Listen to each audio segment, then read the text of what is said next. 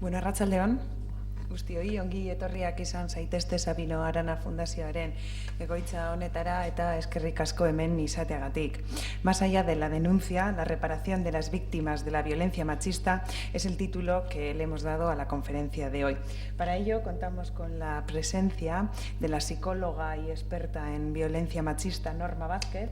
Norma, afincada en Bilbao desde hace 24 años, es originaria de México, donde ya hace 40 años se inició en el feminismo y contra la violencia hacia las mujeres.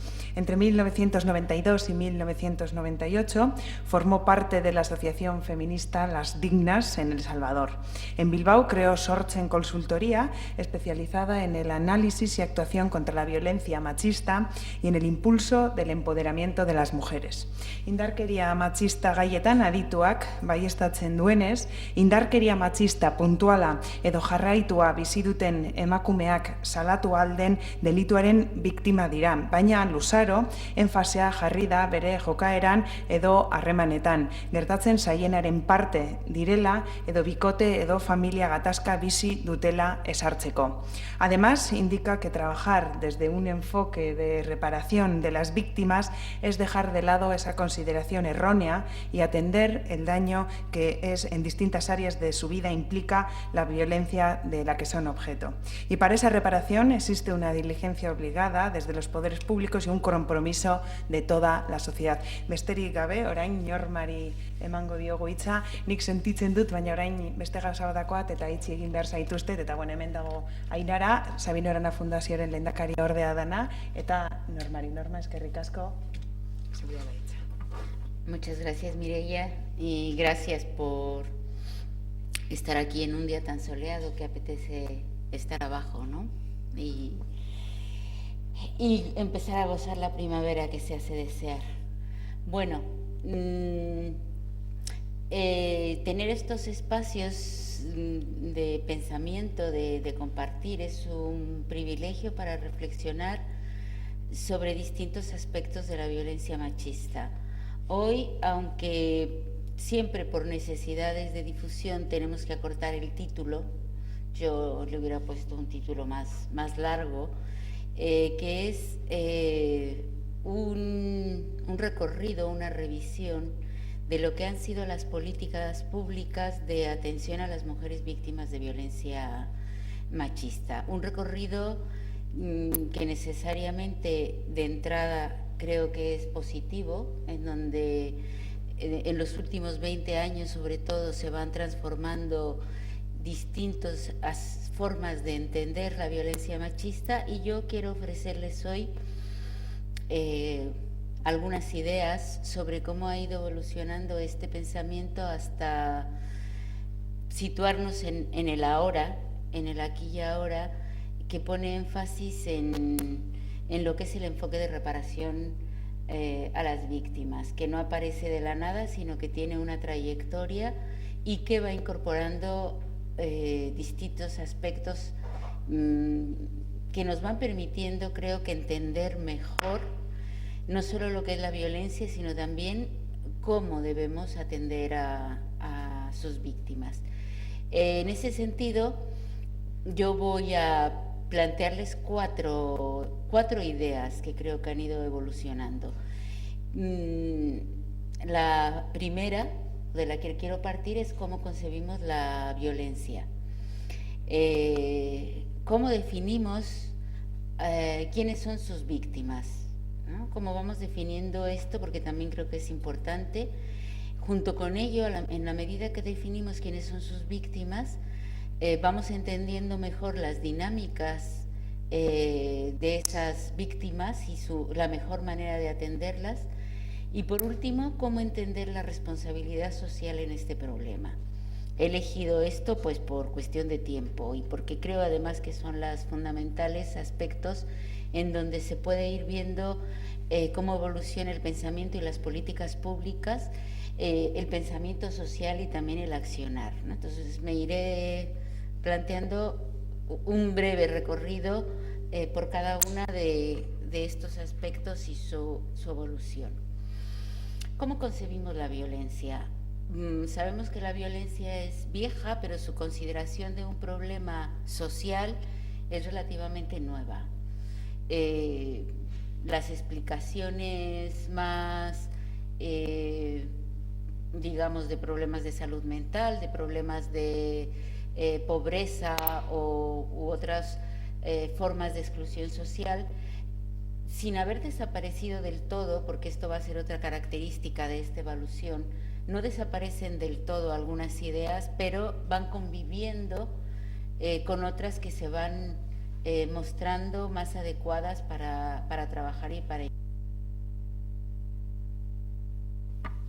Esta consideración de la violencia como un problema social, decía, es relativamente nuevo, y aunque cuando encontramos encuestas, cuando vemos y preguntamos al público en general cuáles son las causas de la violencia, siempre nos la relacionarán con otros problemas y no en sí misma, creo que algunos pasos, por lo menos a nivel de quienes son las responsables de elaborar políticas públicas, obviamente estas ideas han dado pasos muy importantes para traducir precisamente en propuestas esta visión social de la violencia. Sin embargo, no nos debe pasar desapercibido que la idea de la violencia como un problema estructural va a enfrentarse y confrontarse con otras ideas de la violencia contra las mujeres como un problema que sucede dentro de las familias, sola o principalmente, un problema que, bueno, si lo silenciamos mejor, ¿no? Si no le damos una dimensión tan grande, mejor, y que además, más que un problema, es un conflicto.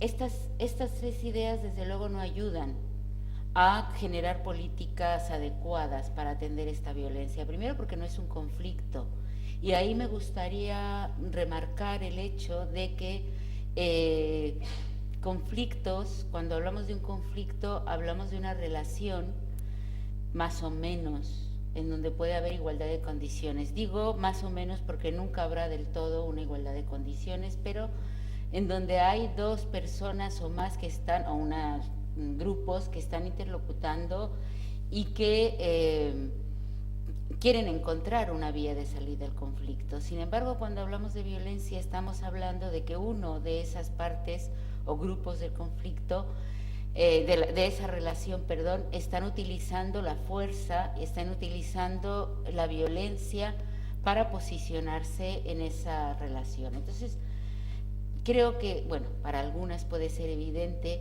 que esconder la violencia intrafamiliar que existe, no la negamos, que existen, porque veremos que existen muchas formas de violencia y muchos ámbitos, pero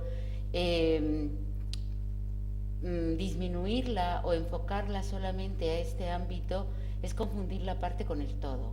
Y además poner a todos los miembros de un grupo familiar como si no hubiera relaciones de poder entre ellos. Y creo que eso es lo que nos marca la diferencia de cómo abordar la violencia. Es evidente que esta manera de verla no es nueva, es una de las primeras maneras y es una manera que se instala en el modelo médico de atención a la violencia, ¿no? En el modelo de resolución de conflictos, y debemos al movimiento feminista el poner en el centro del análisis de la violencia las desigualdades de poder entre mujeres y hombres, ¿no? Pero como podremos ver más adelante, este es un análisis menos popular, por decirlo de alguna manera, ¿no?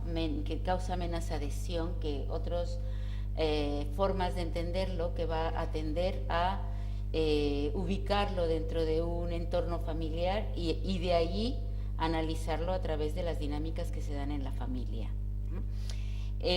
Bueno, el análisis feminista nos dijo que la violencia la podemos analizar a distintos niveles, que tiene un nivel estructural, o sea, que tenemos estructuras que sostienen y reproducen la violencia. Hace menos una hora o algo así, que me preguntaban en la radio qué hemos hecho mal para que los y las jóvenes sigan teniendo relaciones de violencia. Yo creo, y lo he dicho varias veces y no me cansaré de decirlo, que quizá lo que hemos hecho mal es tener la expectativa de que en un par de generaciones se iba a terminar esta violencia. Eso es lo que hemos hecho mal, porque lo demás, yo creo que tenemos cambios, tenemos nuevas formas en que se expresa la violencia, tenemos avances, tenemos contradicciones, pero sobre todo tenemos una estructura que la reproduce. Y en esa estructura, pues tenemos que trabajar todavía mucho para, permítanme la redundancia, desestructurar los mecanismos de poder que están allí. Entonces, cuando la periodista me preguntaba qué hemos hecho mal, yo le decía, crearnos expectativas de que este es un problema de educación solamente. Es evidente que tenemos que educar, pero no podemos dejar de lado el hecho de lo estructural de la violencia, de las estructuras de poder que la sostienen, que se sostienen también en una reproducción simbólica, ¿no?, que la reproduce, ¿no?, que la alimenta, ¿no?, y retroalimenta, y que la vemos expresada a un nivel interpersonal, y que ahí nos quedamos, en el nivel interpersonal, cuando no vamos a todo lo que es estructural, ¿no? Y que entre todos estos niveles de la violencia se reproducen y van a constituir un armazón de tal magnitud que a medida que vamos conociéndolo, pues vamos viendo más lo fino que son ese enjambre, ese andamiaje que sostiene la violencia, y vamos conociendo mejor y nos vamos dando cuenta que es necesario trabajar más y a más niveles. Luego, a modo de concebir la violencia, por ejemplo, también nos tuvo mucho tiempo un poco de cabeza la terminología de cómo le llamamos, si violencia de género contra las mujeres. Yo he retomado aquí porque creo que en su día fue un aporte novedoso que hizo la Diputación Foral de Guipúzcoa desde el área de igualdad, una terminología que pretendió en su momento agrupar y darle coherencia a cómo entender la violencia, no solo desde sus manifestaciones, sino también calificando lo que es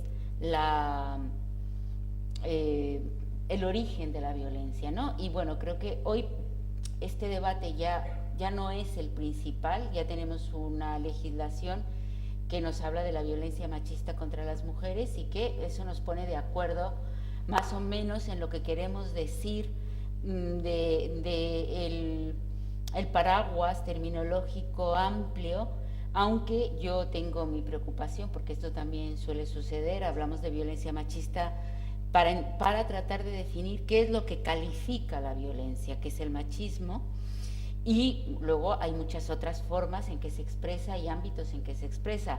Sin embargo, vemos cómo en los medios de comunicación, sobre todo cuando estamos hablando de la violencia en la pareja o expareja, nuevamente le llaman violencia machista. O sea que avanzamos y retrocedemos, ¿no? Luego tendremos que explicar que no solo esa es la violencia machista, que son muchas y distintas formas, ¿no? De hecho, cuando vamos revisando todas las formas de violencia, vemos las que más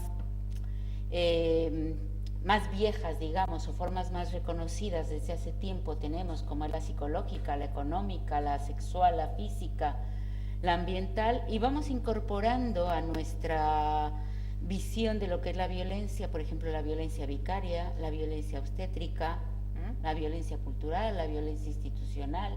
O sea, vamos viendo que las formas en que esa violencia se manifiesta son diversas y además se viven todas, no son excluyentes, ¿no? Y los ámbitos, bueno, que aquí se ven muy pequeñita, pero los ámbitos en que están, pues son prácticamente todos los ámbitos de nuestra vida, desde el familiar, el ocio, el sanitario, ¿no?, el deportivo, ¿no? A medida que vamos conociendo más, vamos viendo cómo se manifiestan estas formas de violencia en distintos ámbitos.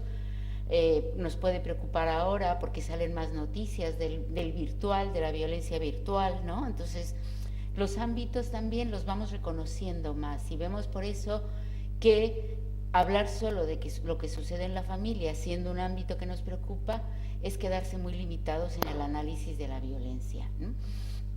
Evidentemente, si vemos la evolución de esta forma de comprender la violencia, aunque hay muchos aspectos que comparten, se ha traducido también en una revisión legislativa importante, ¿no? En los últimos 18 años tenemos tenemos muchas más leyes, pero he tomado estas dos como ejemplo porque creo que resumen una manera de entender la violencia. Desde mi punto de vista, la Ley 1/2022 integra varios de los elementos que en 2004 empezábamos a conocer, ¿no? Y ya tiene una visión más amplia.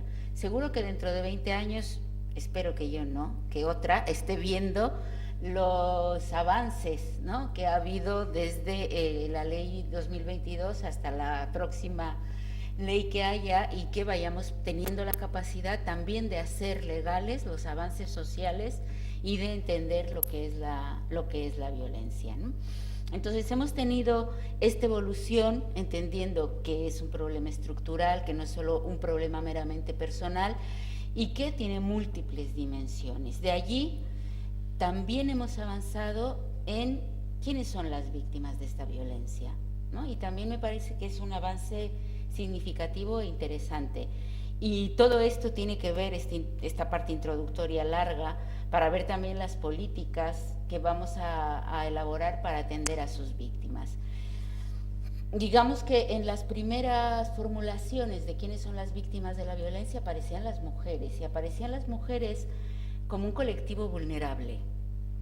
Y todavía hoy podemos ver sectores, políticas que se dirigen a las mujeres no como un colectivo social desprovisto de poder, sino como un colectivo vulnerable, ¿no? Que yo creo que hay una diferencia importante.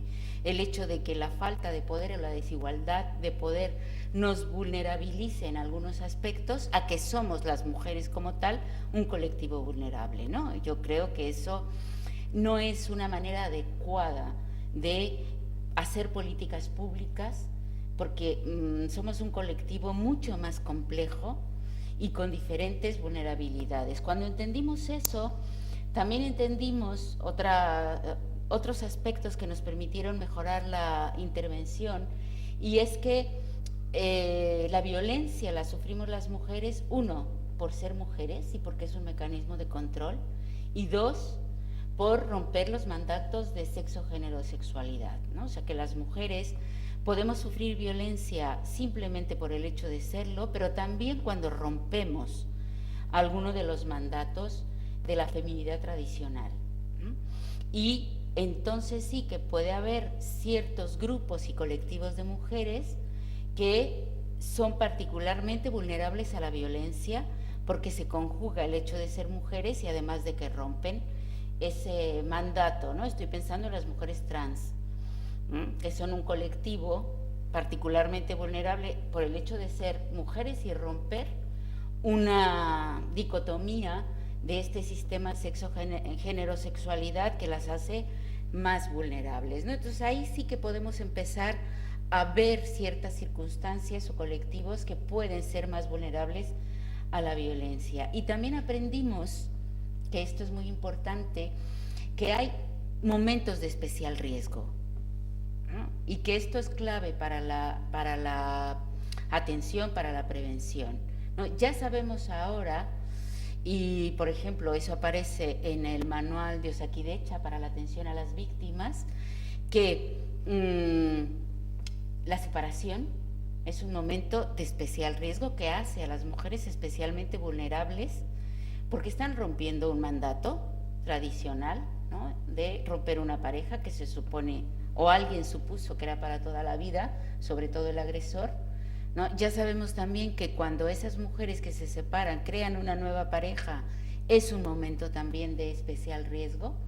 Muchas mujeres también reconocen el embarazo, ¿no?, con su agresor como un momento de especial riesgo, porque cambia las relaciones, y en general los momentos de especial riesgo son todos aquellos que cambian, ¿no?, los pactos de la pareja que habían hecho. Eso para hablar de la violencia en la pareja, pero también sabemos que hay otros momentos de especial riesgo, como pueden ser las fiestas, algunas fiestas, ¿no? Para determinadas agresiones sexuales que no son causadas por el alcohol, pero desinhiben conductas, ¿no? Entonces, hemos aprendido, además de los colectivos vulnerables y de los sectores y de las situaciones, los momentos. Y esto es importante a la hora de pensar en servicios. Y creo que cada vez lo vamos teniendo más consciente. Pero además, cuando incorporamos el análisis de interseccionalidad a las políticas públicas, pues tenemos un despliegue de necesidades y de colectivos distintos a atender. Una de la que yo he subrayado, porque creo que preocupa y ocupa, es el hecho de ser madres. Los datos nos dicen también que la mayoría de las mujeres que piden ayuda a servicios públicos, ojo, no que viven violencia, sino que piden ayuda a servicios públicos, son madres, ¿no? Porque eso nos dice de una situación de mayor dificultad para romper la violencia. Nos ha preocupado mucho un elemento diferenciador por la edad, ¿no? Entonces nos preocupan mucho las jóvenes. Ahora nos empiezan a preocupar también las mujeres viejas, no mayores, viejas, ¿no?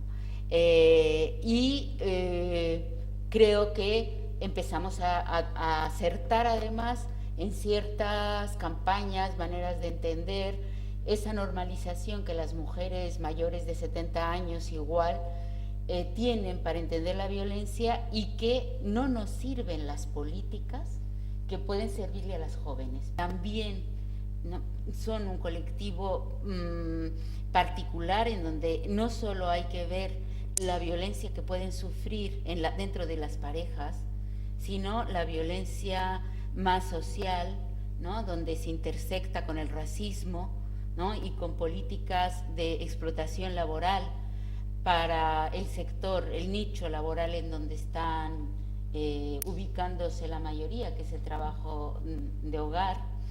Las mujeres en exclusión social o en riesgo de exclusión social, que requieren también de intervenciones más intensas, ¿no?, donde no podemos pensar en un par de años para que puedan salir de la violencia, sino en un acompañamiento mucho más largo, porque están insertas en unas situaciones muy que las excluyen mucho de todo lo que es la dinámica social.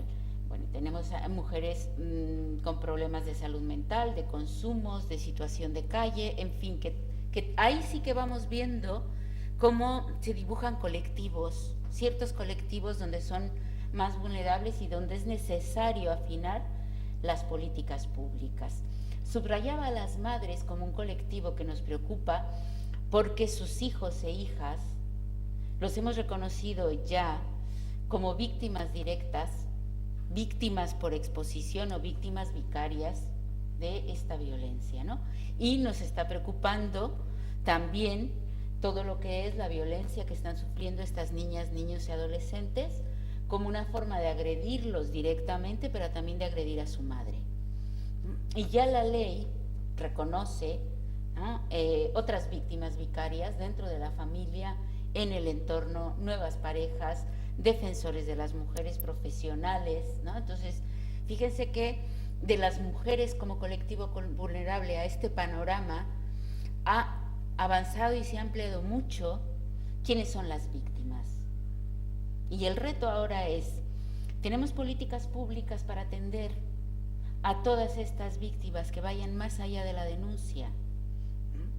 Bueno, ahí les dejo la pregunta, luego si quieren lo conversamos, ¿no? Pero yo creo que ese es el reto que se nos plantea, porque vamos reconociendo la complejidad, pero el reconocimiento intelectual va más rápido, porque la cabeza piensa más rápido y el papel lo aguanta todo, que las políticas reales para atender las especificidades de todo este colectivo, ¿no? Incluso dije que la ley 1/2022 reconocía a otras víctimas vicarias de la violencia machista, que no quiere decir que las personas, ¿no?, que los movimientos incluso reconozcan estas otras víctimas vicarias, ¿no? O sea que ahí estamos todavía en muchas ocasiones en solamente las mujeres, ¿no? Y todo esto yo creo que tiene que ver y que se está derivando de entender a las mujeres. Y todo tiene relación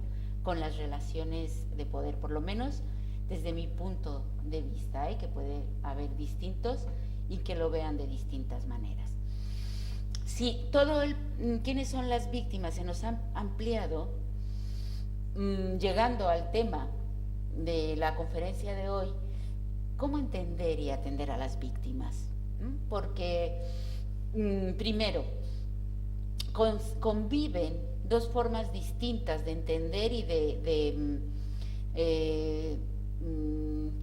de conceptualizar y de tratar a las víctimas de la violencia machista. Seguimos viendo, yo cuando pregunto en los talleres, en charlas, ¿cuál es la primera palabra que se les viene cuando hablamos de unas víctimas? Es sumisión. Y esto lo dicen también profesionales, no solo el público en general, sino profesionales que atienden, ven a la víctima sumisa. Y empezamos a vislumbrar también, mucho más despacio y a veces sin entenderlo del todo, que las víctimas también tienen capacidad de sobrevivencia y de enfrentar esa situación, ¿no? Y que también, por tanto, tienen una agencia para poder sobrevivir a esta situación de violencia.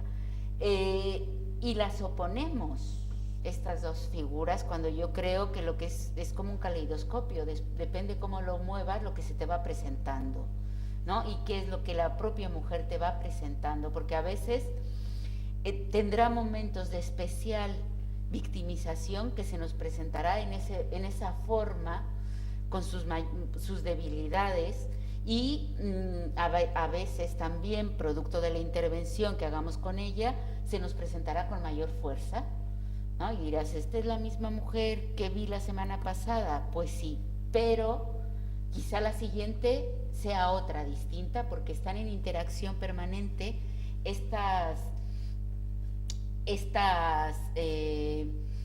características de las mujeres víctimas, y yo recuerdo, y eso fue hace menos de un mes, ¿no? Que me decía una mujer que había ido a interponer una denuncia, me decían, es que me han dicho que yo no doy el perfil. Decía yo, ¿cuánto hemos discutido sobre el perfil? Desde hace años y hemos dicho que no hay perfil, y sin embargo ella sigue diciendo que en la policía le decían que no daba el perfil porque era profesional, porque estaba además trabajando vinculada a la atención a víctimas de violencia machista. Entonces, una mujer que atiende víctimas de violencia machista no puede ser víctima, le decía. Entonces, tú no das el perfil. Bueno, en fin, ahí se los dejo para lo que lo piensen, pero cómo nos cuesta desestructurar ideas que tienen mucho que ver con la intervención, del perfil, y tienen mucho que ver con la reparación, ¿no? Y con todo lo que es cómo vamos a entender a las víctimas y cómo vamos a atender también esas capacidad de agencia que tienen para poder enfrentar esa situación. Creo que tenemos mucho que trabajar sobre esto, sobre todo a mí me preocupa particularmente con las y los profesionales. Pero con las y los profesionales, porque quizás si entendemos solo la parte víctima de las mujeres, vamos a tender no a ofrecerles recursos de protección y de defensa cuando están en un riesgo, sino a veces de infantilizarlas, y muchos de los recursos pueden infantilizar a las mujeres, ¿no? Porque solo vemos una parte de lo que son ellas. Y yo sé que esto es complejo y lo hemos discutido mucho a nivel de los profesionales que atienden, ¿no? Porque claro, tenemos que entender esta complejidad de las víctimas y de su comportamiento cuando hablamos de mujeres, cuando hablamos de niños y niñas también, porque esto que estamos diciendo y tenemos más estudiado para las mujeres, también está víctimas, ¿no? Niños, niñas, adolescentes, que a veces se nos presentan como eso, como unos niños desvalidos, como sin herramientas, producto de la violencia, y otros pues son muy guerreros, tienen mucha rabia adentro, ¿no? Entonces, ¿cómo nos relacionamos con todas estas elementos que configuran a estas víctimas, ¿no? Y yo creo que allí, para ir entendiendo también cómo atender a las víctimas, hay ejemplos de mujeres, ¿no?, que nos dan lecciones de lo que significa también la obligación de la atención, ¿no? Como Ángela González, que no cejó hasta que se reconociera que su hija fue víctima, y que en su lucha y en la de otras mujeres como ella tenemos el reconocimiento de que las niñas y los niños también son víctimas, y sin embargo todavía vamos a tener muchas víctimas, aquí sí en situaciones vulnerables, por ejemplo, cuando hablamos de niñas y niños que no están siendo adecuadamente protegidos, ¿no?, cuando están viviendo situaciones de violencia su madre, y además directamente les afecta a ellos y ellas, ¿no? Entonces aquí el Estado también en sus diferentes niveles administrativos tiene que empezar a reconocer cómo atender en esta capacidad de agencia que tienen las mujeres, y que a veces, y eso es importante, o a mí me parece importante entenderlo, la capacidad de agencia de las mujeres víctimas no esperemos que se refleje de manera asertiva siempre. Pueden montarnos la bronca, y pueden pelear y pueden decir, y no les va a importar mucho las explicaciones que tú le tengas que dar, precisamente porque son víctimas de la violencia, e incluso sus capacidades de agencia que las tienen están impactadas por esa violencia, ¿no? Entonces yo veo muchas veces cuando trabajo con profesionales que dicen, ya, pero es que esta mujer viene muy subidita. Sí, y viene porque también es parte de cómo puede ella en cierto momento exigir algo que no cree que puede exigir, como son sus derechos a ser atendida, por ejemplo, ¿no? Entonces la manera como se presentan tendría que dejar de ser un problema, porque tendríamos que entender que se pueden presentar de distintas maneras, incluso echarnos la bronca y decirnos, lo que tú me ofreces no me sirve para nada. A veces tendrán razón, a veces no, ¿no? Pero todo esto es parte del reconocimiento de la complejidad también de cómo atender a las víctimas, ¿no? Preparando esta exposición, me encontraba, cada vez son más diversas, pero sigue habiendo imágenes que ven en la denuncia el fin de la violencia. Bueno, yo creo que no. Yo creo que en algunos casos la denuncia sí corta una situación de violencia. Otros da inicio a nuevas formas de violencia. Entonces no podemos seguir planteando políticas públicas o campañas de concienciación centrándonos únicamente en la denuncia y diciendo denuncia y pon fin a la violencia. Eso no en todos los casos va a ser cierto. ¿Que eso quiere decir que no llamemos a las mujeres a denunciar? Sí, claro que sí. O sea, no quiere decir que no las llamemos, digo que sí tienen que denunciar, pero tenemos que ver también la capacidad de enfrentar este proceso que tienen las mujeres, ¿no? Que esa era la pregunta que me hacía la periodista. Pero entonces, ¿por qué hablando del último asesinato en donde la mujer había denunciado, pero luego no había proseguido la denuncia? Bueno, pues porque si tenemos la política de que denuncia primero y luego te fortaleces, eso puede servir para algunas mujeres, pero para muchas necesitan repararse antes que denunciar. Y otras, la propia denuncia será un proceso de reparación. Y otras, después de la denuncia, seguirán necesitando reparar algunos aspectos dañados. O sea que la denuncia y la reparación son políticas complementarias. Y en cada caso hay que ver cómo se teje esa complementariedad de la intervención. Va a depender de qué, ¿no? Aquí depende mucho del sistema de profesionales con el que contamos, que valoran esta denuncia y valoran los itinerarios a seguir.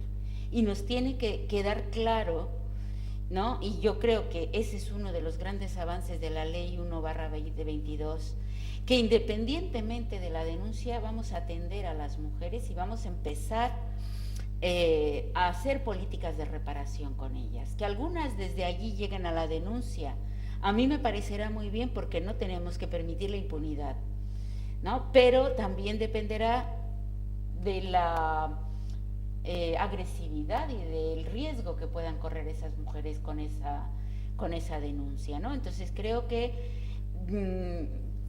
y es momento de trascender, de hacer realidad esto que dice la ley, de que la denuncia es un camino, pero no el camino, ¿no? Y que la denuncia sin reparación no sirve, ¿no? Que la denuncia y la reparación son las dos caras, o como quieran, las dos caras o dos caminos que se pueden entrecruzar en un momento dado para poner fin a la violencia, ¿no? Esto solo es una imagen para que veamos algunos de los resultados de la denuncia en términos de los condenados, que son este colectivo marrón. Después tenemos, bueno, muchos casos que no pueden comprobarse, ¿no? Y que van a seguir allí, ¿no? Porque, y yo creo que eso es importante también, en entender entre la denuncia y la reparación, que la denuncia tiene una lógica de buscar pruebas y buscar culpables. La reparación tiene otra lógica, y es de reparar el daño. De reparar el daño en la víctima en los aspectos en que haya sido dañada, psicológica, económica, laboral, socialmente, en todos los aspectos que haya sido dañada tenemos que reparar ese daño, ¿no? Por tanto, la víctima y la superviviente, es decir, la mujer que ha sido victimizada y que ha sacado fuerzas para defenderse de esa violencia, son la misma mujer en distintos momentos, ¿no? No creo que haya un camino para dejar de ser víctima y llegar a ser superviviente, ¿no? Son tanto víctima como superviviente, y aún las mujeres más fuertes que han logrado avanzar, que son muy claras, que acompañan a otras mujeres, luego tienen, por ejemplo, un juicio y vuelven a un estado de victimización, ¿no? Entonces, no es un camino lineal, ¿no? Es una vivencia en donde debemos reforzar los aspectos que dan fuerza a las mujeres y reconocer el daño que tienen, ¿no? Por eso creo que las políticas de reparación y de empoderamiento también van de la mano, El empoderamiento, siempre hemos dicho, es un proceso personal que se hace en colectivo para lo social. Y eso lo hacen las mujeres. Pero ¿quién nos repara? Nos repara, Y sí creo que allí, así como el empoderamiento es un proceso interno, en colectivo, la reparación es una obligación del Estado en sus distintas administraciones, reparar el daño causado. Y esa reparación del daño causado, ¿no? Bueno, pues implica, de nuevo, en esta visión de cómo es la intervención, que a veces tendremos que acentuar más aspectos de reparación, a veces más empoderamiento, porque van en conjunto, Pero hay veces que las mujeres necesitan ser reparadas, por ejemplo, con algo tan importante para ellas como es creerles. Creer su relato es una forma de reparación social. Cuando no les creemos, cuando ponemos en duda, cuando a nivel judicial se pone en duda, estamos revictimizando, no estamos reparando, ¿no? Entonces, muchas veces desde el ámbito judicial las mujeres salen victimizadas y hay que reparar un nuevo daño, ¿no? Que ya no es el daño de la violencia, sino el daño de la intervención, ¿no? Entonces, más trabajo que hay que hacer porque hay un daño añadido a lo que han sido consecuencias de una mala intervención, ¿no? Y esto nos va a alargar el proceso y va a hacer que las mujeres, todo lo que habían ganado, ¿no?, a veces se puede deshacer, si no está bien cimentado, con alguna mala intervención, ¿no? ¿Qué significa la reparación? Significa reconocer que las mujeres son titulares de derechos, es decir, que no es una mujer sumisa, pobrecita, ¿no?, que no puede defenderse, sino es una mujer a la que han violado sus derechos y por tanto el Estado es una institución obligada que debe garantizar la efectividad de los derechos de estas víctimas. Son mujeres con derechos y eso es lo primero que le debemos transmitir a las mujeres, mujeres víctimas, cuando entremos en contacto con ella. No les están dando una ayuda, estamos reconociendo y estamos reparando un daño, ¿no? Porque claro, también hemos creado un sistema de ayudas en donde no devolvemos la agencia a las mujeres. Lo que estamos prestando, lo que está prestando la institución, es reparar ese daño. Cuando acceden a un servicio de protección en un piso de acogida, en un centro de acogida, por ejemplo, ¿no?, lo que estamos haciendo es reparando y previniendo mayor daños, ¿no?, y reparando el daño que le puede causar el haber estado sin un lugar alternativo para vivir, ¿no? Entonces, son políticas de reparación, o debemos crearlas como políticas de reparación y no solo como ayuda, ¿no?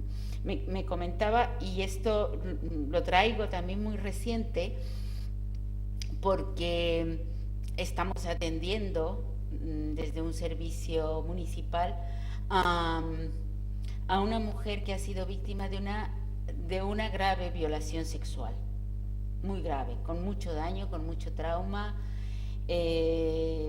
psicológicamente muy afectada, además de que todo esto se suma a su situación de vulnerabilidad en otros aspectos. Y una primera medida que ha tomado la trabajadora social que la atiende es gestionar una ayuda de emergencia, porque está el daño físico también y psicológico, que no puede trabajar, ¿no? Primero por el daño físico que tuvo con la agresión y después porque vive en una situación traumática que le impide siquiera poder moverse sola en el metro. Entonces, claro, necesita una ayuda para sobrevivir, necesita que le reparemos, ¿no? Yo también soy presa de las ayudas y de este paradigma. Necesita reparar este daño para que pueda recuperarse, ¿no? Y ella decía, esta ayuda que me están dando es una manera de pagarme lo que me hizo él, ¿no? Y tratábamos de explicarle que no era una ayuda por eso, sino porque necesitaba recuperarse y era un derecho que tenía para recuperarse. Cuesta a ellas entenderlo porque seguimos esto de, a ella le caía mal esta ayuda, ¿no? Decía, yo quiero que él entre en la cárcel, ¿no?, por lo que me hizo, yo quiero que lo juzguen y que me hizo y que me crean, ¿no?, la violación que he sufrido, no quiero dinero. Bien, y estás en todo tu derecho de exigir justicia, pero además de reparar el daño para que tú puedas seguir con esta pelea. A las mujeres mismas les va a costar muchas veces esto, entender qué es la reparación, ¿no? Y entender que son sujetos con capacidad de agencia y de derechos, no beneficiarias de recursos públicos, en una situación pasiva.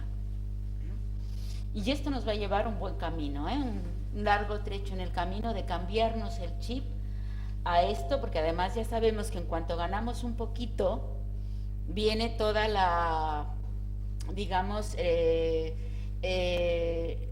paradigma de que, claro, ¿no?, las mujeres ya se sabe que les dan un empujoncito y tienen casa, ¿no?, la custodia de los hijos y tienen todo, ¿no? O sea, que es lo que dice mucha gente por desconocimiento y mucha gente con intencionalidad, ¿no?, para tener esto. Y en lo que desmontamos esto, muchas mujeres dirán, no, es que yo no quiero eso porque me van a decir que me lo he inventado para tener esto. Y les dicen muchas veces eso, ¿no? Entonces, defender esta titularidad de derechos creo que es donde estamos, en estas políticas de reparación, ¿no? Y que y tenemos que ponerle mucho más énfasis, ¿no? Porque esta responsabilidad del Estado tiene que ver con el impacto en las víctimas. Y el impacto en las víctimas es lo que hoy también nos exige que seamos mejores para medir el impacto, ¿no? Y yo aquí también quiero plantearles una de las últimas ideas en este relato.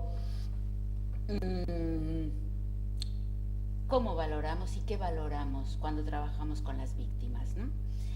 Traigo aquí a colación una manifestación de 2018 porque creo que fue un punto de partida importante, ¿no? Para cambiar el paradigma de cómo entendemos y atendemos a las mujeres. Cuando decimos yo sí te creo, eso debe dejar de ser un eslogan para convertirse en política.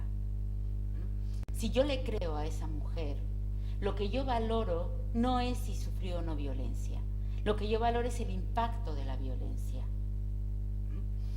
¿En qué ha sido impactada? ¿En qué áreas? Le ha impactado en la mujer que les contaba hace rato, pues le ha impactado que no puede trabajar.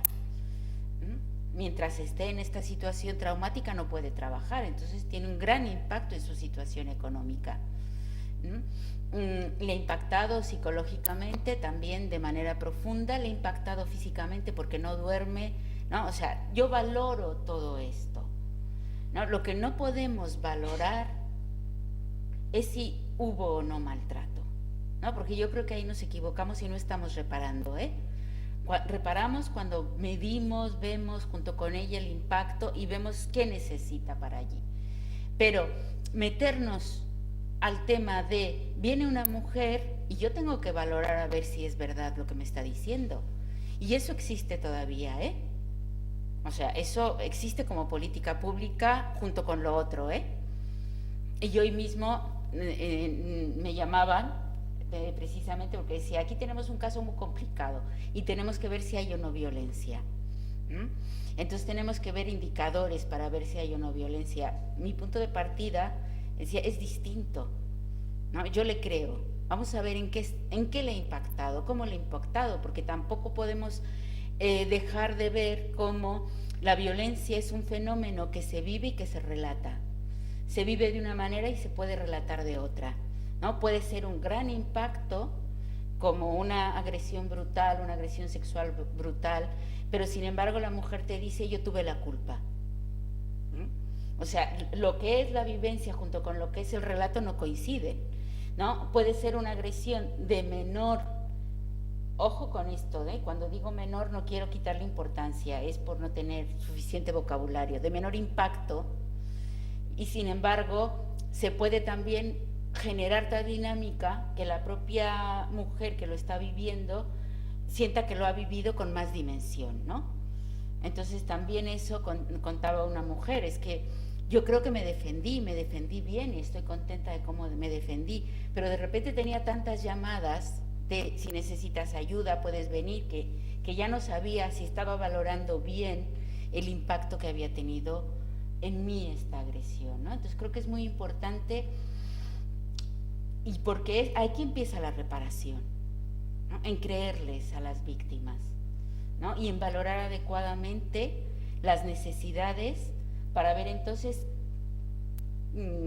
cuál de las prestaciones a que tienen derecho le va a ayudar mejor en su reparación. Ya por último, solo quiero marcar un par de cosas sobre cómo entendemos la responsabilidad social en este problema, que también creo que ha variado, Si vemos cuando empezamos a atender también el entorno y cómo respondía, nos hemos centrado en que el silencio nos hace cómplices, entonces que todo el mundo debíamos denunciar.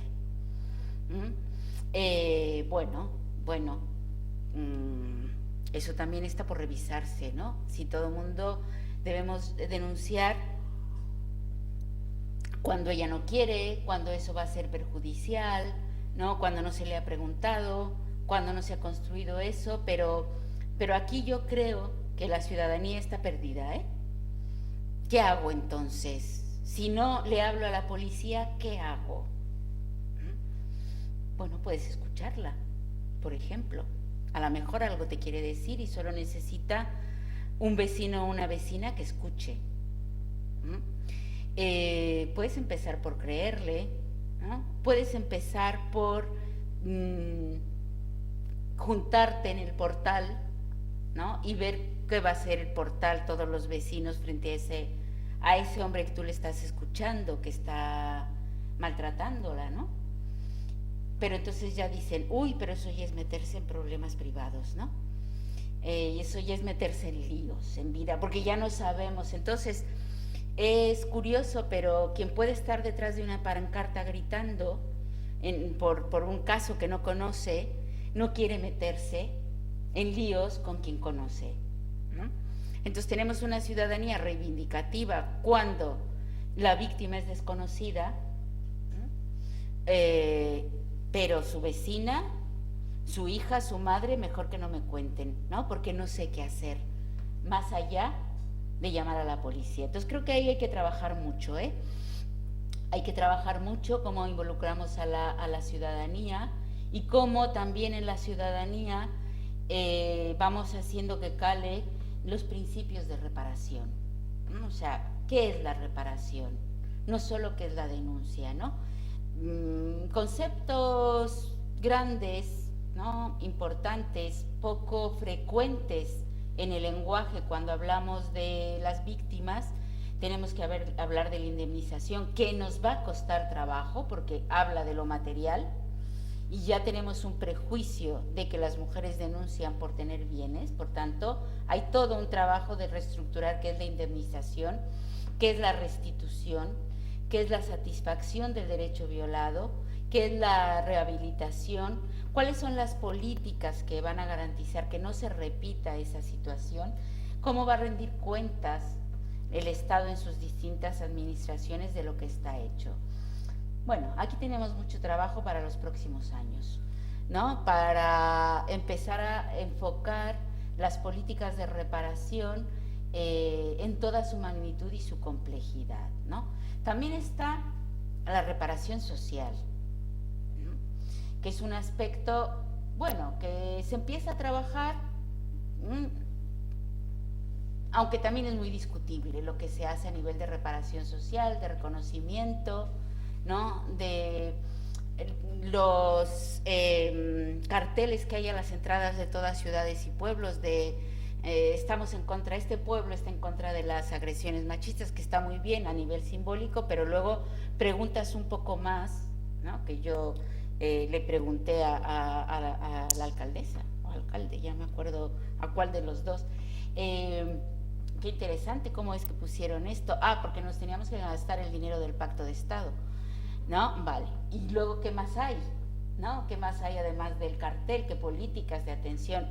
Es que aquí no tenemos violencia, decía, ¿no? Entonces, bueno, las políticas de reparación social son muy importantes, el reconocimiento, que haya lugares, ¿no? que tengamos simbólicamente todos estos aspectos es muy importante, ¿no? Pero tienen que ir acompañadas, si no la reparación social realmente no profundiza en lo que es el reconocimiento de la complejidad de las víctimas y las supervivientes a la vez, ¿no? Entonces yo creo que tenemos también en torno social y el reconocimiento social mucho que trabajar en los distintos pueblos, comunidades, sobre cómo reconocemos a las víctimas, su lucha, su impacto, ¿no? Todo lo que hay. Ayer leía una noticia que no he tenido tiempo de procesar, se las cuento y la procesamos si hay posibilidades.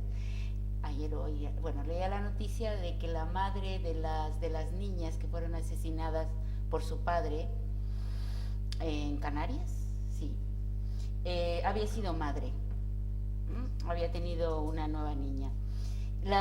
El tono de la noticia no supe bien interpretar todavía qué me causó, pero precisamente como estoy en estos días con esto, el tono de la noticia hablaba de que esta era una forma de reparación.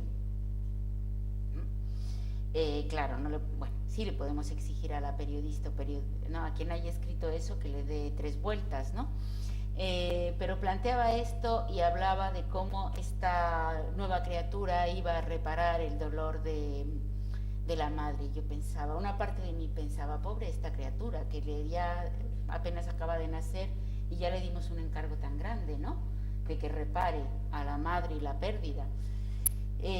¿Cómo vivirá esto? Bueno, como les decía, he tenido tiempo de pensar, pero me llamó la atención que en la noticia hablara de una forma de reparación, ¿no? De que esto iba a reparar en algo el daño. Decía, mira, tenemos que igual darle más vueltas a todo esto de la reparación, porque los medios regularmente cogen una palabra, ¿no?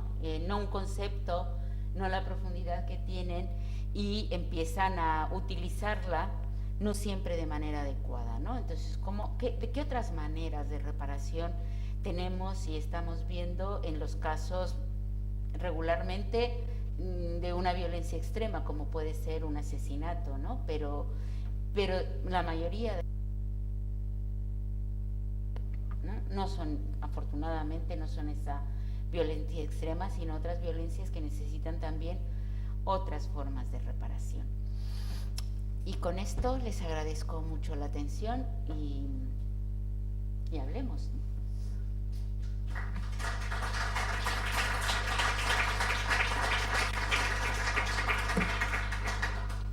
Eskerrik asko, Norma, por esta charla que ha estado tan interesante, que al menos a mí, no sé el resto, ha hecho que se pasara esta hora volando. Vamos a abrir ahora un turno de preguntas por si tenemos alguna duda en el público.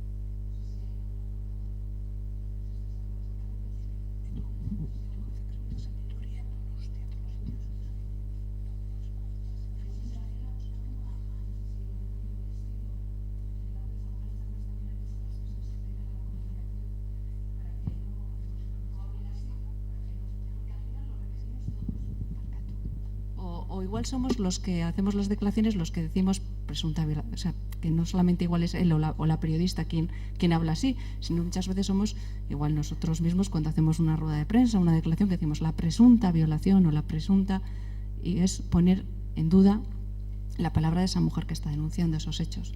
La presunción de inocencia es a la persona, ¿no?, que denuncias, esa presunción de inocencia. Creo que eso es lo que tiene que dirimir la justicia, más que la presunción de que se haya cometido no ese hecho. Y yo he escuchado la presunta víctima también, no solo la presunta violación, la presunta víctima, e incluso una vez leí la presunta, ¿cómo era? La presunta muerta o la presunta asesinada. O sea, ya me pareció el colmo, y era real, en un periódico. Sí, bueno, Emakunde me pidió para Begira y hay una guía para cómo tratar la violencia sexual. Y uno de los aspectos tiene que ver con esto que señalas, ¿no? Que presunto solo debe ir delante de responsable, culpable o como quieras decirlo. Pero es una violación mientras se investiga será el presunto responsable y desde luego no es una presunta víctima, ¿no? Pero esa forma de decirlo pone en duda que ella haya sido víctima de esta agresión, y por supuesto eso no repara, eso revictimiza, ¿no? Y muchos de los abordajes de los personajes públicos que dan declaraciones y de los medios que las recogen y ponen su granito de arena, lo que hacen no es reparar, sino revictimizar con estas formas, ¿no?, de la presunta agredida, la presunta agresión, la presunta asesinada, ¿no? Vamos a llegar hasta eso, de que todo Pero eso, cuando hacíamos esta guía, reunidos con un grupo de estudiantes de periodismo, nos decían, es que a nosotras nos dicen que por si acaso, todo pongamos presunto, ¿no? Por si acaso. Entonces ya se empieza incluso a enseñar este estilo, de que no vaya a ser que, y esa es la preocupación, no vaya a ser que estemos acusando falsamente a un hombre inocente.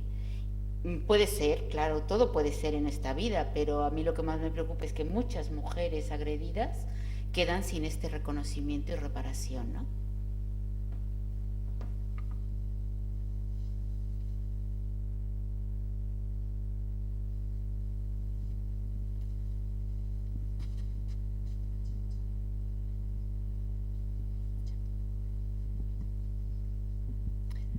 Me ha parecido, Kaixo Norma, yo creo que bueno, ha sido muy interesante y muchas gracias, pero me ha parecido interesante la reflexión que has hecho sobre, por supuesto, creer a las víctimas, ¿no? Y analizar los impactos antes de iniciar la verificación si ha sufrido una violencia, ¿no? Me ha parecido muy interesante porque de alguna manera se puede entender que es una manera indirecta, quiero decir, si se utiliza el análisis de los impactos, es más fácil llegar a la conclusión de que efectivamente ha habido una violencia, ¿no? Y que raros serían los casos, o por lo menos llegaríamos a ese porcentaje tan ínfimo que se conoce de falsas denuncias, ¿no? Me ha parecido muy interesante esa reflexión que creo que debería de aportar, o cuando menos cambiar la óptica para generar ese tipo de herramientas, ¿no? Que midan eso, que vayan midiendo los impactos, de tal manera que podemos iniciar la atención a las mujeres víctimas sin un prejuicio, ¿no? Y bueno, te agradezco esa reflexión que creo que es muy interesante, que probablemente es necesario compartir con los profesionales y las profesionales que trabajan con mujeres víctimas. Y con los protocolos de atención de los servicios, porque yo creo que está inserto en muchos profesionales, pero también en muchos protocolos, verificar, ¿no? Verificar si es cierto. Entonces ya eso te coloca en un lugar, no como profesional que ayuda, sino como profesional que juzga, y para eso está el juzgado, ¿no?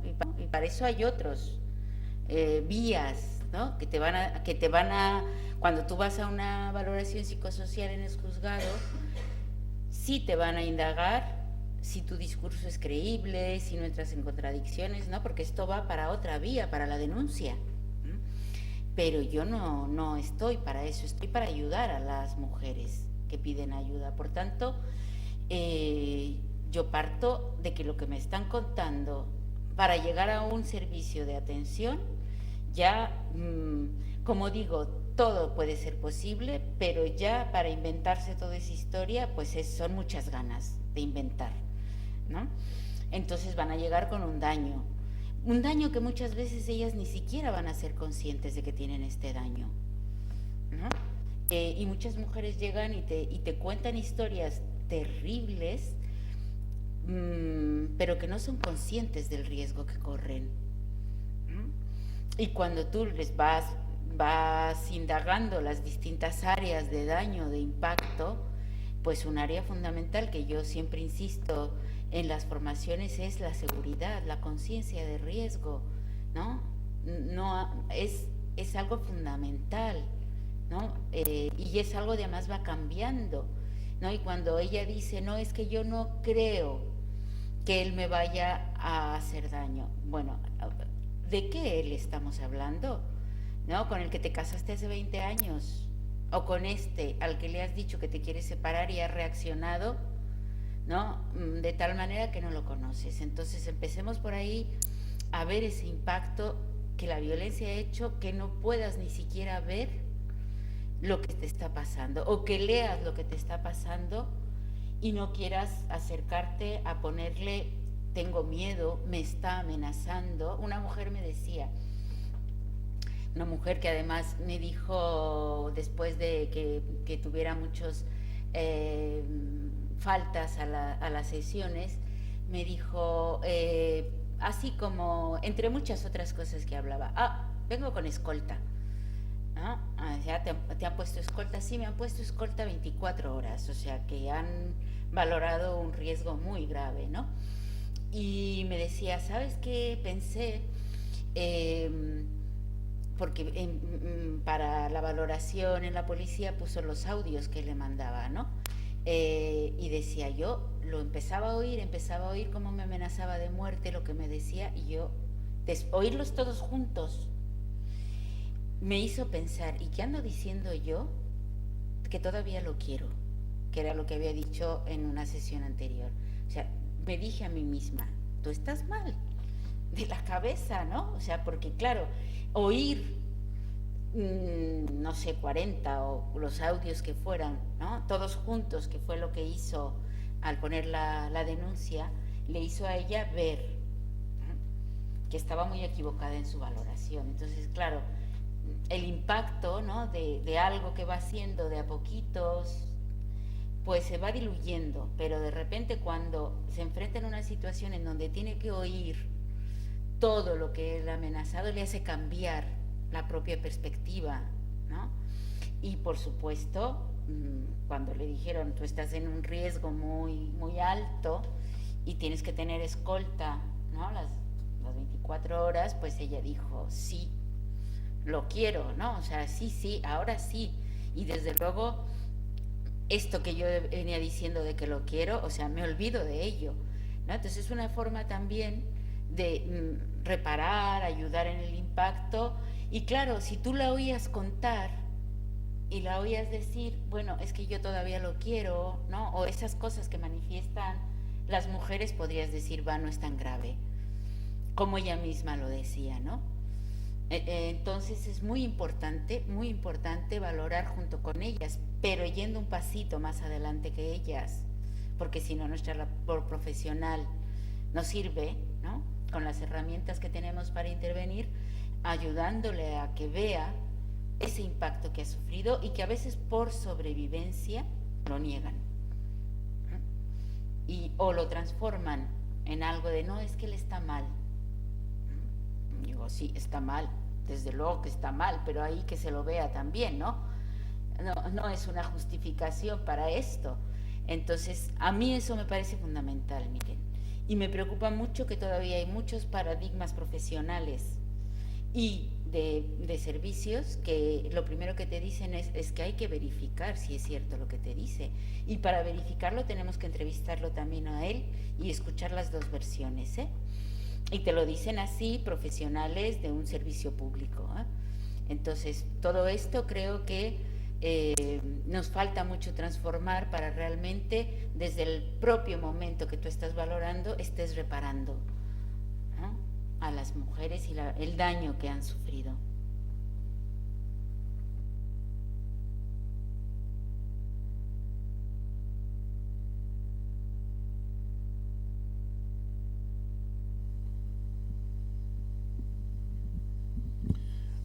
Bueno, en primer lugar, te voy a felicitar por toda la charla. Para mí es una gran sorpresa muchas de las cosas que has manejado, ¿eh?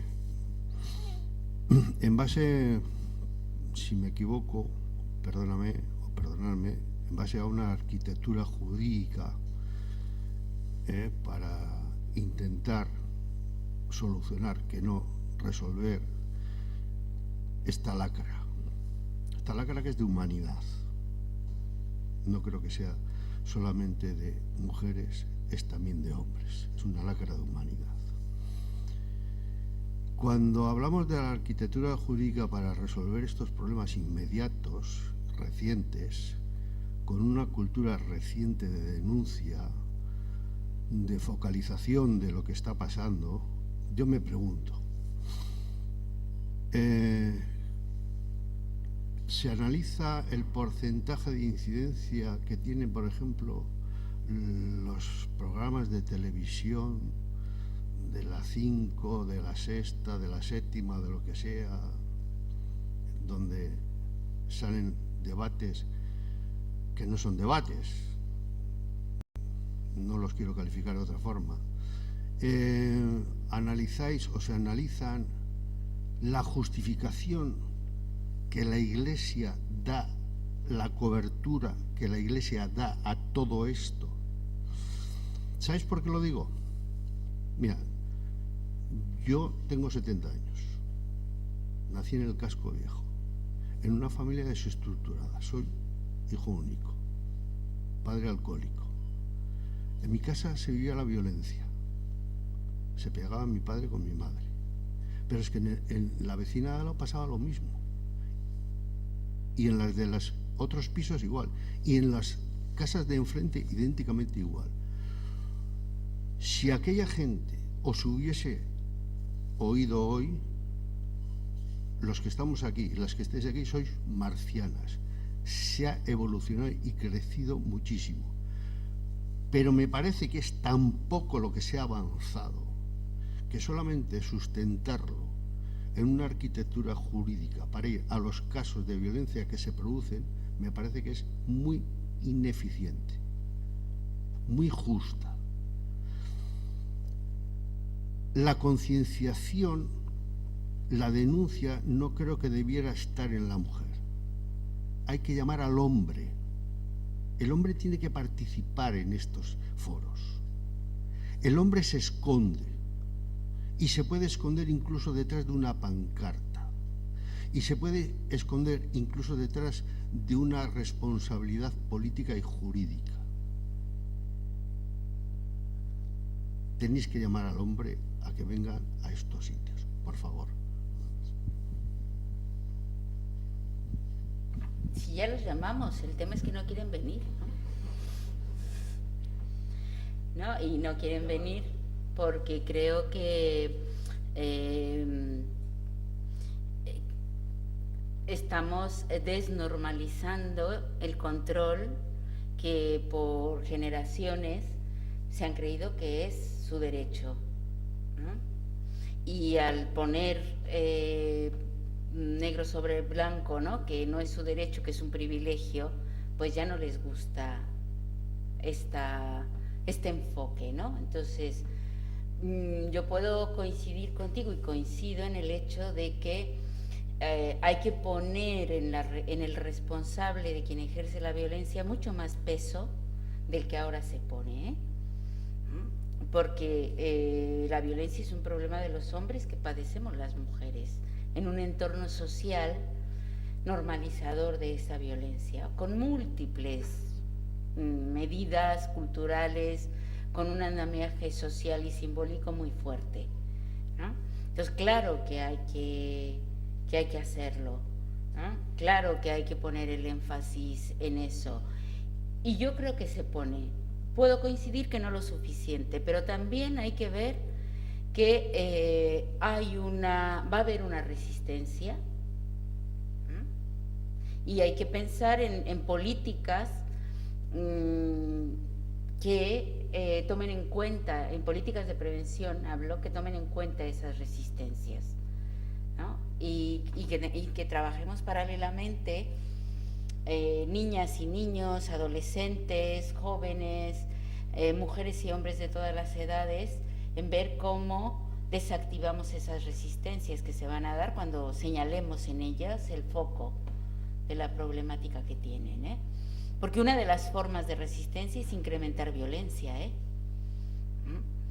y ya lo hemos visto. O sea, tú me cuestionas, yo puedo incrementar la violencia, a lo mejor ya no la física, ¿no?, pero en cuanto damos rienda suelta a los medios tecnológicos, la cantidad de violencia que hay allí, también como forma de reacción, ¿no?, ante esto. O sea que, bueno, que yo no desespero, porque creo que es una labor de muchos años, lo que tenemos que hacer, que es de largo recorrido, y que una campaña es útil, pero no es suficiente. Son muchas las que hay que hacer para desestructurar todo lo que está tan bien estructurado, ¿no?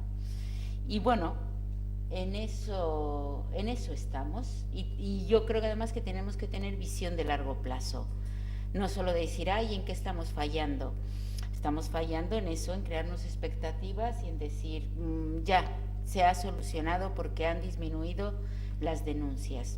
Todos esos datos hay que tomárnoslos con precaución y analizarlos, ¿no?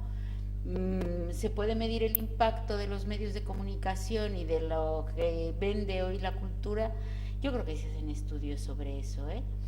Se hacen estudios y yo creo que esos programas venden una forma de relación. A mí me interesaría, que también eso es interesante, ¿eh?, pero analizar la banalización de la violencia para ver qué impacto tiene eso, ¿no? Porque hablando de violencia vemos muchos mensajes, programas y de todo tipo que banalizan la violencia. No es para tanto, qué exageradas, ¿no? Entonces esa banalización de la violencia va generando esa impunidad, ¿no?, en ellos. Entonces sí creo que todos los programas, los debates, las formas, todo eso van creando una cultura y hay que entenderla y hay que comprenderla porque crea una cultura de relación hombres-mujeres, pero atendiendo a la violencia hay ciertos indicadores que nos deben preocupar más de cómo estamos ignorando, normalizando, minimizando todas las formas de violencia son cosas de chicos, no es para tanto, ahora ya no se puede ni decirle a las mujeres guapa, porque enseguida te ponen una denuncia. O sea, todo eso que lo oímos, eso también te va mostrando y va generando formas de banalización de la violencia, porque nos van, entonces, solamente las máximas expresiones de violencia, eso sí lo vamos a salir a la pancarta, ¿no? Entonces, si no te han matado, no te quejes, ¿no? Viene a ser más o menos ese el mensaje y el equivalente, porque sigues viva, ¿no? Entonces la violencia no es tan grave y eso es a lo que yo me refiero con la banalización de la violencia, ¿no? Que otras formas, y bueno, eso está también muy estudiado desde la educación, ¿no? O sea, si tú muestras solo lo máximo, generas alivio, porque yo no estoy allí. Entonces que me hayan dicho zorra, ¿no? Pues no tiene ninguna magnitud frente a eso. Yo me alivio y digo, yo violencia jamás, ¿no? Porque todo eso lo voy normalizando. Entonces yo creo que eso está también tan estudiado de cómo aprendemos que es intencional a veces poner la violencia solo en sus máximas expresiones para aliviarnos, ¿no?, de las otras formas que dejamos pasar, ¿no?, porque no son tan graves. Entonces yo, evidentemente, la humanidad es más compleja y no es que de muchas zorras se llegue a un asesinato, pero el muchas zorras y el mucho creer que las mujeres somos así, ¿no?, van haciendo eso, que banalices, ¿no?, ciertas conductas y que no prevengas esas conductas, porque entonces eso lo que previenes es lo más grave que difundes, ¿no? ¿Y la religión, El estudio de la FRA que hizo en 2014 la Agencia de Derechos Fundamentales de la Unión Europea, que estudió los 27 países de la Unión Europea de ese entonces, estudió la percepción de la violencia. Y los países en donde la percepción era más baja eran los países católicos. Entonces los estudios nos dicen que la religión católica, ciertos preceptos, ni siquiera de la religión, de la cultura, ¿no? Porque ya no es que seas o no religioso, nos permea la cultura religiosa que tiene que ver con el aguanta, mantén la familia por encima de todo. O sea, todos esos valores tienen que ver con cómo percibes tú la violencia, ¿no? Y eso es uno de los resultados de este estudio que hizo la Unión Europea, el último, ¿no? Y un primer estudio de impacto de cómo se concibe la violencia a nivel europeo en los distintos países, ¿no? Norma, me llamo Pachi Lázaro y yo soy intérprete jurado y además perito informático judicial. Intervengo porque a raíz de esta última respuesta que ha dado usted, pues nos ha dicho que cada vez tiene más relevancia el tema tecnológico en el ámbito de la violencia doméstica, mensajes de correo electrónico, WhatsApps agresivos y todo esto, y yo puedo dar fe de que después de haber estado trabajando durante años como perito informático judicial en el ámbito empresarial y civil, pues durante los meses del COVID, la mayor parte de los casos que me llegaron tenían que ver con la violencia familiar y pues eran de ese tipo, no solamente amenazas directas por WhatsApp, sino también casos en los cuales se acusaba injustificadamente, sobre todo a mujeres, de espionaje industrial, de mirar cuentas y todo eso. Y entonces yo tuve la impresión personal de que ese tema se estaba agravando y que uno de los factores de este agravamiento era precisamente el COVID con sus periodos de confinamiento, la distorsión social que provocó, las tensiones, etcétera. Y simplemente quería preguntarles si ustedes desde Sorchen han observado que hay una tendencia a ir a más en este sentido. Y solamente es eso. Antes de terminar, me gustaría darle las gracias a usted por esta charla y también decirle que los documentos de Sorchen me han servido a mí pues para dar contexto a mi trabajo como perito y que le estoy muy agradecido sobre todo por el estudio de 2014 sobre las percepciones de la violencia machista entre la juventud de Salvatierra. Es un documento que a mí me ha enseñado mucho y que yo utilizo siempre como referencia a la hora de abordar un caso de contenido familiar. Eso es todo. Muchas gracias. Pues ya me alegro que les sean útil nuestros empeños en diagnosticar esta realidad. Sí, sí vemos cómo el anonimato, la rapidez, la inmediatez de los medios tecnológicos, de WhatsApp, de las redes sociales y de todo ello, permite una mayor impunidad que lo que puede ser el cara a cara, ¿no? O sea, alguien que no te amenazaría de muerte igual viéndote a la cara, te lo amenaza a través de un WhatsApp, ¿no? Porque además esta realidad virtual para las personas mayores, nuestra cabeza, por lo menos la mía, divide realidad virtual y realidad analógica. Los jóvenes, ¿no?, y las jóvenes no dividen. La realidad, ¿no?, pasa de un plano a otro. A mí eso me cuesta, debo confesarlo, pero lo veo en mis compañeras más jóvenes, ¿no?, cómo pasan de uno a otro plano y no hacen esta separación que mi cabeza hace, ¿no? Y sí lo veo como al mismo tiempo estos medios tecnológicos se convierten en una nueva amenaza, pero también se convierten en una herramienta de defensa, ¿eh? ¿Cuántas mujeres que no tenían pruebas han podido probar algo con un WhatsApp, ¿no?, con un correo electrónico? Esa es una parte, bueno, que también hay que reconocer, ¿no?, que sucede eso. Yo he visto muchas mujeres que suman a otras formas de violencia el acoso de llamadas, ¿no? Incluso un par de mujeres que conozco, que he trabajado con ellas de cerca, que tenían la impresión de que las espiaban a través del teléfono. Y claro, como eso nos parece a algunas de otro mundo, decíamos, ella misma se decía, es que yo estoy loca. Y luego los peritos, ¿no?, de la chancha dijeron, no, estás loca, te ha hackeado el teléfono, ¿no? Es verdad que entonces son formas nuevas que, claro, para algunas es un mundo desconocido, ¿eh? Y es una forma de violencia que yo creo que está no solo en los jóvenes tienen más facilidad, ¿eh? Pero como está al alcance de todo mundo un teléfono, ¿no?, tranquilamente mandas cualquier tipo de comentario que luego, ¿cómo lo interpretas, no? ¿Cómo se interpreta? Pues se interpreta como ha tenido que ser. O sea, es que yo creo que cuando tú empiezas a mandar mensajes de ese tipo es porque tienes una intencionalidad, ¿no? Me me parece un mundo fascinante. Debo confesar que no lo manejo tanto como me gustaría, pero que sí me parece una forma de violencia que cada vez la vamos a tener que conocer mejor, ¿no? Porque ahí se está incrementando, además, sin filtros.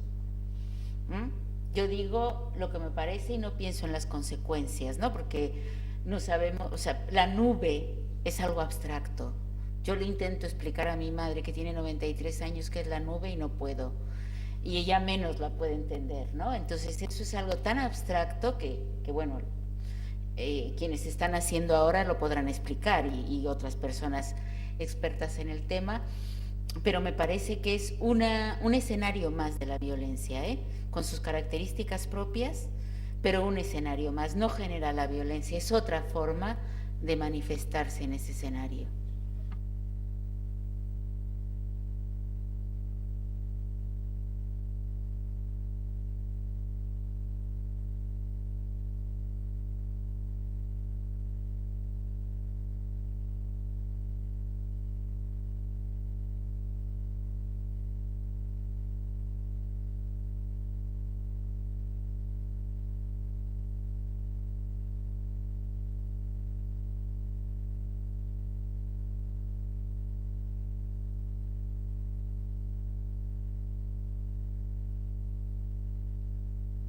Eso me parece muy bien, lo citaré en los próximos mujeres, porque sin embargo yo veo que hay muchas mujeres que lo están viviendo y dicen, estoy loca, ¿no? Porque nadie me cree.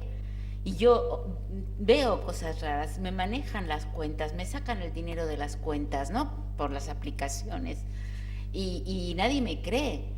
Hasta que alguien, ¿no?, perito en esto, les dice, sí, es verdad, tenías intervenido el teléfono, ¿no? Y es un alivio para las mujeres, porque además de toda la violencia, tienen que sentir que están locas por esto. Entonces me parece muy importante tomar en cuenta esto que nos dices, que es más fácil, que no necesitamos ser James Bond, ¿no? Que es más fácil de lo que creemos intervenir esos teléfonos, porque yo creo que se utiliza mucho más, y que las mujeres a veces tienen miedo de decirlo porque dicen, me van a creer loca, perdida, ¿no?